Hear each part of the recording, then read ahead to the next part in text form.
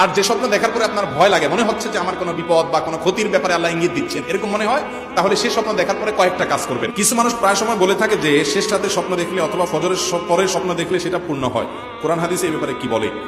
স্বপ্ন কোন সময় দেখলে সত্য হয়, কোরআন এবং হাদিস ঘাটলে এ সম্পর্কে সুস্পষ্ট কোনো পরিষ্কার কোনো নির্দেশনা পাওয়া যায় না যে এই সময় স্বপ্ন দেখলেই সেটা সত্য হবে। তবে হ্যাঁ, ঘুম কিছুটা পাতলা থাকলে স্বপ্ন এর ব্যাখ্যা বিশেষজ্ঞরা অনেকেই বলেন, লেখেন যে সে সময়ের ঘুমটা, সে সময়ের স্বপ্নটা সত্য হয় এবং সকালের টাইমটা, এই টাইমটা কিছুটা ফজরের আগের টাইমটা বা সকালের টাইমটা, স্বপ্ন যেটা দেখার পর মানুষের স্পষ্ট মনে থাকে কি দেখছে, এটা সত্য হওয়ার সম্ভাবনা বেশি থাকে। স্বপ্ন তিন প্রকার, একটা হলো সত্য স্বপ্ন, একটা হলো মিথ্যা স্বপ্ন, আরেকটা হলো জল্পনা কল্পনার কারণে যে স্বপ্ন দেখে সেটা।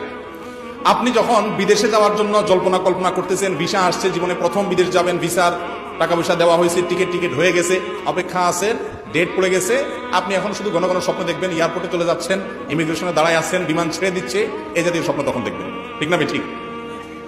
বিয়ে ঠিকঠাক হয়েছে, কথাবার্তা সব পাকাপাকি হয়েছে, এখন শুধু দেখবেন শ্বশুরবাড়ি, শাশুড়ি, ভালো রান্না বাড়া, এগুলা যেটা মানুষ জল্পনা কল্পনা করে, অনেক সময় শুইলে সেটা স্বপ্নে দেখে। এটার কোনো বিশেষ ব্যাখ্যা আপনার থাকে না, বরং এগুলো হলো অনেকটা জল্পনা কল্পনার কারণে ব্যাখ্যাহীন স্বপ্ন। আর কিছু স্বপ্ন আছে শয়তান দেখা, দুঃস্বপ্ন যেটাকে আমরা বলি। সেটা কোন স্বপ্ন? যেই স্বপ্নগুলো দেখে মানুষ ভড়কে যায় এবং যেগুলো শয়তান মানুষকে ভীত সন্ত্রস্ত করার জন্য করা, অর্থহীন স্বপ্ন। যেমন কথার কথা, আপনি দেখছেন যে সিঁড়ির উপর দিয়ে আপনি সাইকেল চালাতে যাচ্ছেন, ঘামাইতে ঘামাইতে শেষ, আপনার একজন দৌড়াইতে শেষ, এরপর দেখলেন যে আপনি খাটের নিচে পড়ে গেছে। হ্যাঁ, স্বপ্নে আপনি দেখতেছেন যে তুমুল মারামারির বোর্ডে দেখতেছেন ঘামাই গেছে। এরকম অনেক আজগবি স্বপ্ন অনেক সময় দেখি আমরা, যে স্বপ্নগুলো শয়তান আমাদেরকে অস্থির করে তোলার জন্য দেখা। গাড়ি চালাচ্ছেন, ব্রেক ফেল হয়ে গেছে, আর দৌড়াচ্ছেন, তো এরকম অনেক সময় হয়। এগুলো শয়তান দেখায়, এগুলোকে অনেকটা হলুম বলা হয়, হলুম। আর যেটা সত্য স্বপ্ন সেটা আল্লাহর তরফ থেকে হয়। বিশেষ করে ইমানদার কিয়ামতের আগে খুব বেশি বেশি সত্য স্বপ্ন দেখবে, হাদিসে আসছে। সত্য স্বপ্ন যে এটার কিছু আলামত আছে। একে তো আপনার কাছে স্বপ্ন দেখার পরে মনে হবে এটা মিনিংফুল স্বপ্ন, এটা একটা ব্যাখ্যা আছে, ভালো হোক আর মন্দ হোক। হয়তো আপনাকে কোনো বিষয় আল্লাহ সতর্ক করতে চাচ্ছেন আসন্ন কোনো বিপদ থেকে, ওটা স্বপ্নের মাধ্যমে আল্লাহ দেখান। অনেক সময় আল্লাহ তাআলা কোনো সুসংবাদ দিতে চাচ্ছেন, যেটাকে বুশরা বলা হয়, এটাও এক প্রকারের সত্য স্বপ্ন। এটা দেখার পরে আপনার মধ্যে স্পষ্ট মনে হয় যে এটা একটা মিনিংফুল স্বপ্ন। এবং কখনো কখনো এই ধরনের স্বপ্ন একেবারে দিনের আলোর মতো, জাগার পরেও পরিপূর্ণ মনে হয় যে আমি স্বপ্নে দেখি না, ডাইরেক্ট গেছি, এরকম। এগুলো সত্য স্বপ্ন হওয়ার কিছু আলামত। এই বিষয়গুলো ভালো করে জানার জন্য স্বপ্নের ব্যাখ্যা বুঝেন এমন কোনো ব্যক্তির কাছে যাওয়া যেতে পারে। আজকাল একটা বড় দুঃখজনক বিষয়, স্বপ্নের ব্যাখ্যা বুঝেন এমন আলেম ওলামা দেশে একেবারে কম। আমি নিজেও বুঝি না খুব একটা, পণ্ডিত এবং এই বিষয় বিশেষজ্ঞ মানুষ নাই, অথচ মুসলমানদের একটা বড় সম্পদ ছিল এটা দিন দিন হারিয়ে যাচ্ছে আমাদের কাছ থেকে। নবী করিম সাল্লাল্লাহু আলাইহি ওয়াসাল্লাম স্বপ্নের ব্যাখ্যা দিতেন। স্বপ্ন যদি আপনি ভালো দেখছেন, মনে হয় খুশি খুশি লাগে, মনে হচ্ছে কোনো গুড নিউজ আছে স্বপ্নের মধ্যে আমার জন্য, তাহলে সেই স্বপ্ন আপনার প্রিয় বা পছন্দের কাছের লোকদেরকে বলতে পারেন।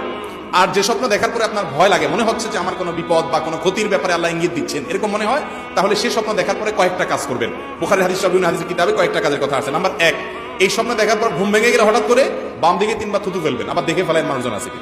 আর থুতু ফেলানো বলতে গাল ভর্তি থুতু না, মানে শুয়ের আগে যে পরিমাণ মানে পানি থাকে ওই পরিমাণ, জাস্ট থুতু করে, আমাদের মুখে বলি থুতু, ওইরকম করে 3 বার ফেলবেন। কারণ ইবলিস বাম দিক থেকে মানুষকে সাধারণত কি করে, এই জাতীয় অ্যাটাকগুলো করে, আক্রমণগুলো করে।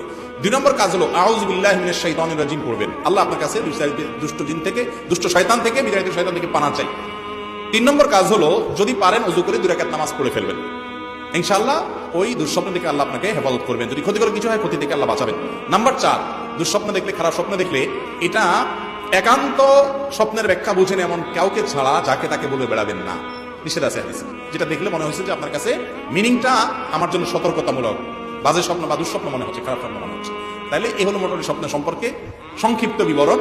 আমরা স্বপ্ন নিয়ে অনেক ধোঁয়াশার মধ্যে থাকি, অনেক সময় এগুলো নিয়ে অনেক